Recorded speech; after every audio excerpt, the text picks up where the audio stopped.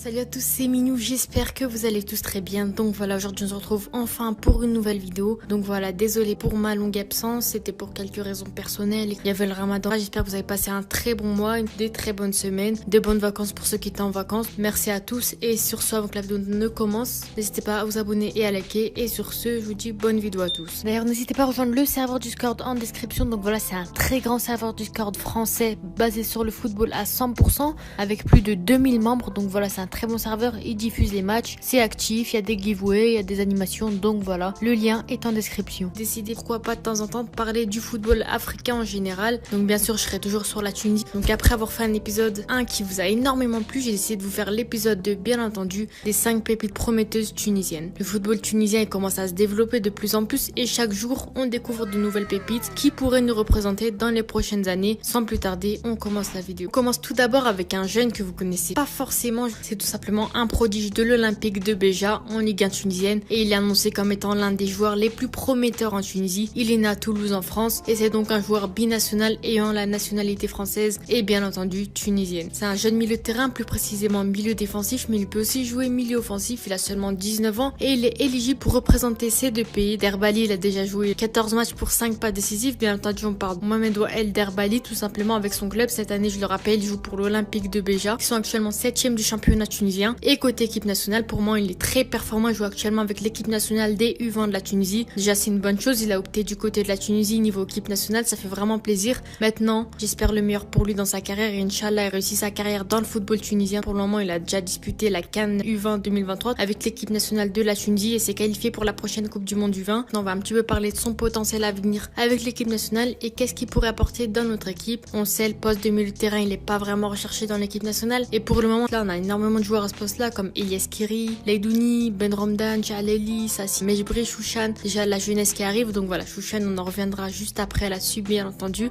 Enfin bref, je vais pas tous les citer, mais comme vous le savez, comme vous l'avez déjà vu, il y a énormément de concurrence à ce poste. Maintenant, rien n'est impossible, à voir comment il s'adapte avec son équipe, comment il joue, ce qu'il propose. Il sortira un petit peu du lot et après, en fonction de ses performances, voir s'il mérite une place en équipe nationale ou non. On continue ensuite avec cette fois-ci une pépite que vous avez sûrement déjà entendu parler avec ses magnifiques qualités balle au pied et notamment défensivement, c'est tout simplement un prodige de Brighton. On parle tout simplement de Sami Chouchan. Dans la dernière vidéo, j'avais aussi parlé d'un petit prodige de Brighton, c'était Yassine Ayari. Et là, on parle de Sami Chouchan, un deuxième prodige. Il est né, lui, à Paris, en France, et c'est donc un joueur binational ayant la nationalité française et bien sûr tunisienne, comme beaucoup de nos pépites prometteuses, et notamment Derbali qu'on a vu juste avant. C'est un jeune milieu de terrain aussi, avec plus précisément le poste de milieu défensif, mais il peut aussi jouer milieu central, il peut changer un petit peu de temps en temps. Comme je vous l'avais dit, il a énormément de concurrence à ce poste-là. Il a seulement 19 ans, il est éligible aussi pour représenter ces deux pays. Il a les deux nationalités. D'un côté, le pays où il est né, où il a grandi et où il a été formé, et de l'autre, un pays où l'un de ses deux parents est originaire et du coup, il a récupéré un petit peu de leurs gènes, de leurs origines. Et de ce côté, on parle bien entendu de l'équipe de Tunisie. Chouchan, il a déjà joué 15 matchs pour un but marqué avec son club cette saison. Donc je le rappelle, pour le moment, il joue que avec l'équipe des U21 de Brighton. Et pour le moment, il a jamais joué avec les professionnels. On l'espère, Inch'Allah, un jour. Et côté équipe nationale, pour moi, il est déjà très performant aussi. Il joue d'ailleurs en duo au poste de milieu défensif, milieu central ou milieu offensif, ça dépend avec Derbali. Mais le problème, c'est que tellement il y a de concurrence à ce poste, même en U20, qui n'a pas forcément beaucoup de temps de jeu, il n'a pas vraiment la même chance que Derbali.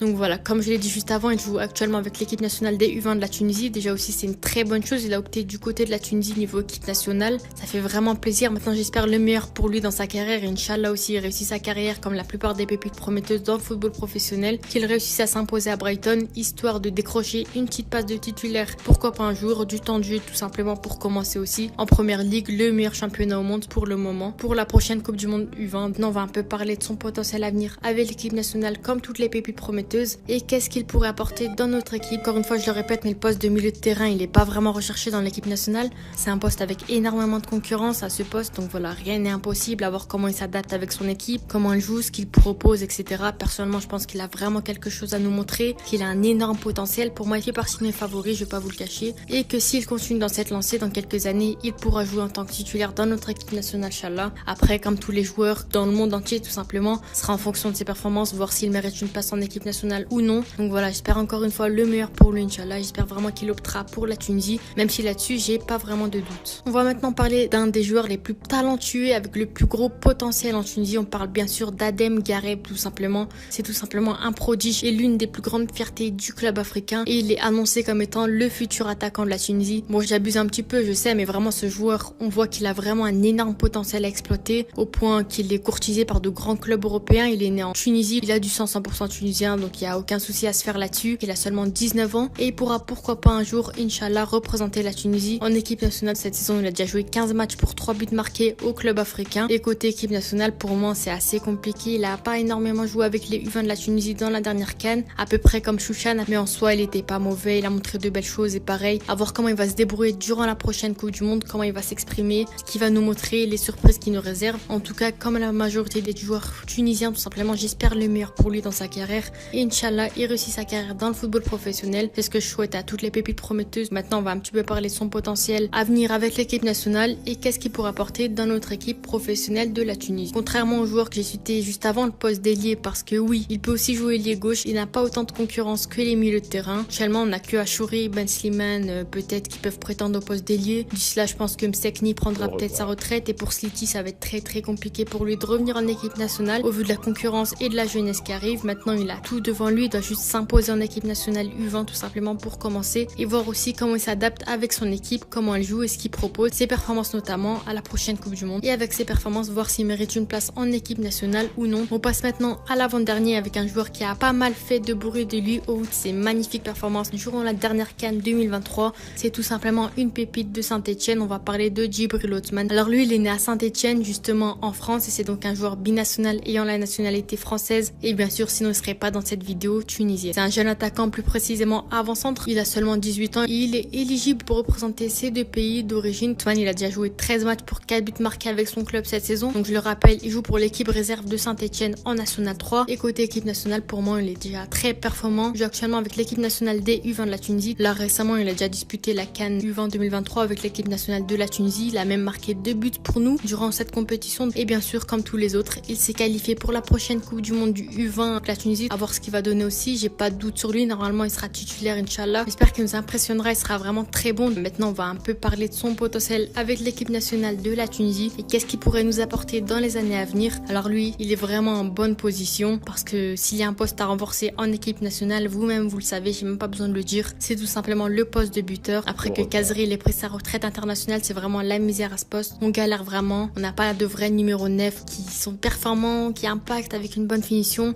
On a tout essayé. Pourtant, on avait énormément de buteurs à un moment. T'as Yassine Knissi, Jaziri, Layouni, Djibali. Pour le moment, on a Jouni qui est très bon, s'il est venu il y a pas longtemps. Mais je pense qu'il nous faut un vrai buteur qui pourra assurer ce poste pour au moins les 5 prochaines années. On passe maintenant au dernier de cette vidéo. Alors lui, je pense que vous en avez jamais entendu parler, mais c'est tout simplement un prodige du football tunisien. C'est une pépite du Napoli, Naples pour ceux qui connaissent pas. On va parler bien entendu de Bilal Saali. Il est né en France à Aubervilliers. C'est donc un joueur binational ayant la nationalité française et bien sûr tunisienne. C'est un jeune attaquant, plus précisément deuxième attaquant, donc il joue juste derrière les buteurs. Il a seulement 19 ans et il est éligible pour représenter ces deux pays. Bilal Saali, il a déjà joué 18 matchs pour 3 buts marqués et une passe D avec les U19 de Naples cette saison. Et côté équipe nationale, pour le moment c'est très compliqué pour lui parce qu'il n'a carrément même pas encore choisi le pays qu'il va représenter pour les années à venir et il n'a joué pour le moment avec aucun pays, aucun match avec une équipe nationale. Mais on va faire comme s'il avait choisi la Tunisie et on va voir ce qu'il pourrait apporter à notre équipe nationale. Il est vraiment en bonne position, c'est à peu près comme Djibril Othmane qu'on a vu juste avant. Il n'a pas vraiment de grosse concurrence au vu de son expérience notamment à Naples. Je pense qu'il pourra vite se faire une place de titulaire dans l'effectif pour le moment en équipe jeune. Mais maintenant le plus gros c'est avoir l'équipe nationale que lui il va choisir parce qu'il peut choisir entre la France et la Tunisie. C'est peut-être un petit peu tôt pour lui, il n'a pas encore pris de grosses décisions comme ça. Il préfère se concentrer avec son club, mais je sais pas vraiment la raison, mais je pense qu'il optera pour la Tunisie si tout se passe bien, Inch'Allah. La vidéo touche déjà à sa fin. Je sais que c'était une vidéo assez longue, mais c'était juste pour mon retour. J'espère en tout cas qu'elle vous a plu et encore désolé pour mon absence. J'essaierai d'être assez régulière dans mes vidéos. Je le répète, je ferai pas mal de vidéos concernant l'Afrique, bien sûr toujours sur le thème du football. La Tunisie, je l'oublie pas aussi, toujours des vidéos là-dessus, mais je pense que je prioriserai les vidéos concernant la Tunisie, comme je l'ai dit juste avant, mon pays d'origine, comme à mon habitude, tout simplement. En tout cas, si la vidéo vous a plu, n'hésitez pas à vous abonner et à liker. En tout cas, merci pour le soutien et surtout pour les 1000 abonnés. On se retrouve à la prochaine. C'était Minou. Ciao.